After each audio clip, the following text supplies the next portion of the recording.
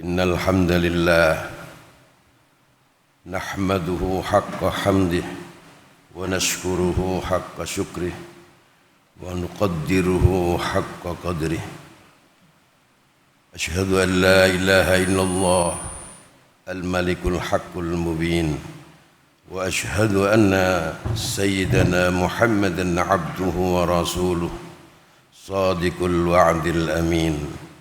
Allahumma salli wa sallim wa barik ala sayyidina Muhammad wa ala alihi wa ashabihi wa ahli baitihi wa dhurriyyatihi ajma'in wa man tabi'ahum bi ihsanin ila yaumiddin, amma ba'd. Faya ayyuhan nas ittaqullaha haqqa tuqatih wa la tamutunna illa wa antum muslimun. Faqala azza min qail wa man ya'shu an dzikrir rahmani nuqayyid lahu syaitanan fahuwa lahu qarin wa innahum la yasuddunahum 'anis sabili wa yahsabuna annahum muhtadun. Para jamaah Jumat yang dimuliakan oleh Allah Subhanahu wa ta'ala, marilah kita bersyukur kepada Allah atas segala nikmat dan karunia-Nya, wabil khusus a'dhamun ni'am ni'matul imani wal islam biqaulina alhamdulillahi rabbil alamin, alhamdulillahi rabbil alamin, alhamdulillah binikmatika tatimmus shalihat. Hadirin sidang Jumat yang berbahagia, saya wasiatkan untuk diri saya sendiri dan para hadirin secara umum, marilah kita tingkatkan takwa kepada Allah Subhanahu wa ta'ala, bimtithalil awamir wajtinabin nawahi, menjalankan semua perintah-perintah Allah dan menjauhi semua larangan-larangan Allah Subhanahu wa ta'ala. Hadirin yang dimuliakan oleh Allah, dalam muqaddimah khutbah tadi saya bacakan ayat wa may ya'shu an dzikrir rahmani nuqayyid lahu syaitanan fahuwa lahu qarin. Ayat ini merupakan ayat ancaman untuk mempertegas perintah zikir kepada Allah yang ada di dalam surat lain. Allah berfirman, ya ayyuhalladzina amanu dzkurullaha dzikran katsira wasabbihuhu bukratan wa asila. Al-Ahzab 41. Wahai orang-orang yang beriman, mengingatlah kalian kepada Allah, berzikirlah kalian kepada Allah zikran katsira, dengan mengingat sebanyak-banyaknya, dengan zikir yang banyak.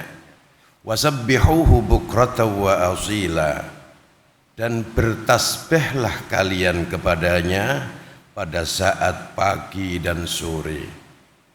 Sadaqallahul azim wa sadaqana rasuluhun nabiyul karim. Ayat ini biasanya dipahami hanya sebuah perintah untuk berzikir secara banyak kepada Allah Subhanahu wa ta'ala, dengan tidak mengindahkan bahwa perintah ini sesungguhnya adalah perintah wajib. Bukan hanya perintah yang bersifat nadab, bukan hanya anjuran. Al-amru fi hadzal qaul, al-amru yadullu lil wujub. Buktinya bahwa Allah setelah memerintahkan perintah untuk zikir kepada Allah dengan banyak itu, Allah mensyariatkan salat 5 waktu. Salat ini oleh Allah dikatakan aqimis salata li dzikri, dirikanlah salat untuk mengingat kepada aku. Hafidhu ala salawati was salatil wusta wa qumu lillahi qanitin. Wasabbih bihamdi rabbika qabla tulu'il fajri qabla tulu'is syamsi wa qabla ghurubiha. Bertasbihlah kalian kepada Allah dengan memuji kepada Tuhanmu sebelum terbitnya matahari dan sebelum surupnya matahari.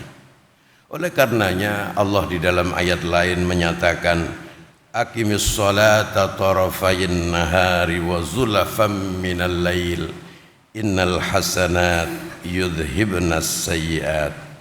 Dirikanlah salat di dua ujung siang, subuh kemudian asar, wa zulafam minal lail, dan di kegelapan malam. Innal hasanat yudhibnas sayyiat. Allah juga memerintahkan untuk mempertegas bahwa anjuran perintah zikir kepada Allah dengan sebanyak-banyaknya ini adalah al-amru lil wujub, bukan al-amru lin nadab. Wa'mur ahlaka bis salati wastabir 'alaiha. Wujud daripada zikir yang banyak kepada Allah adalah menjaga salat 5 waktu yang telah digariskan, disyariatkan oleh Allah Subhanahu wa ta'ala.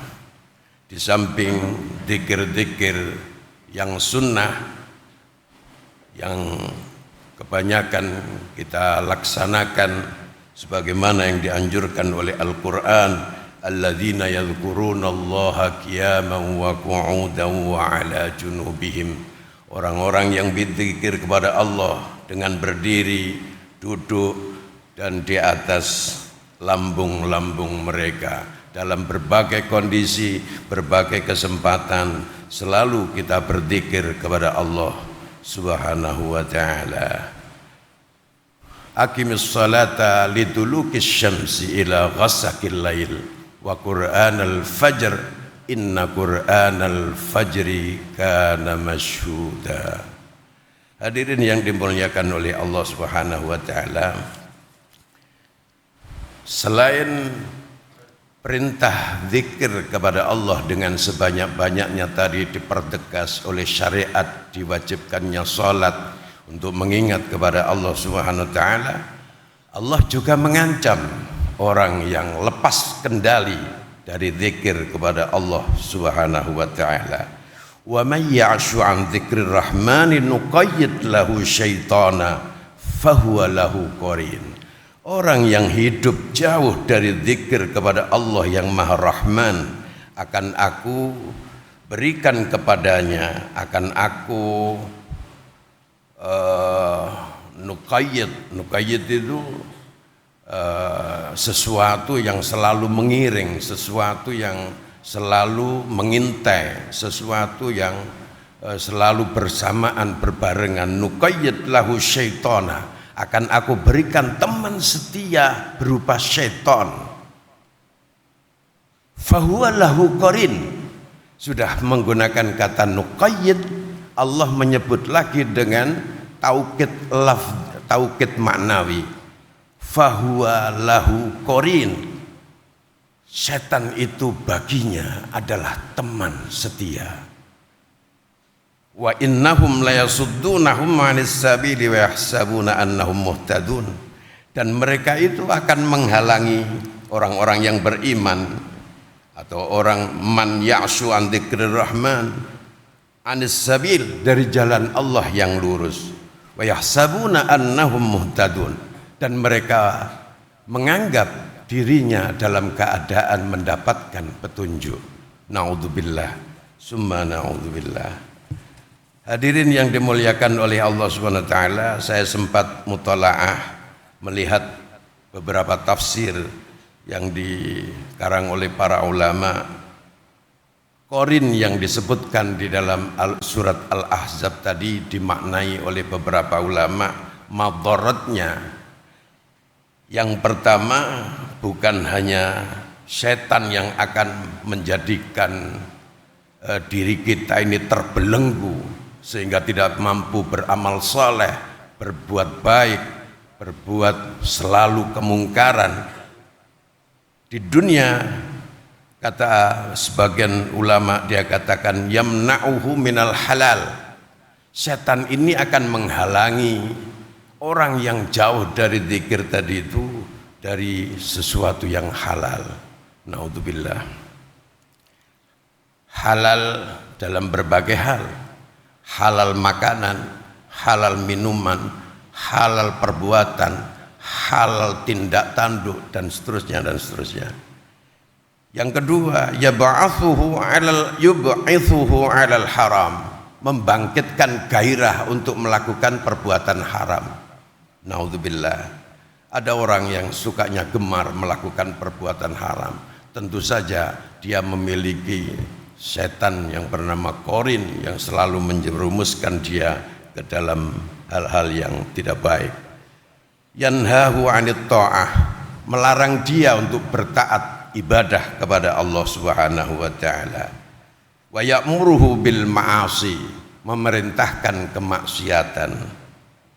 Sebagian ulama memberikan penjelasan bahwa korin yang nuqayyid lahu korina di akhirat nanti indama qoma minal qabr yasfa'uhu minas syaitan hatta yudkhilahun nar. Naudzubillah.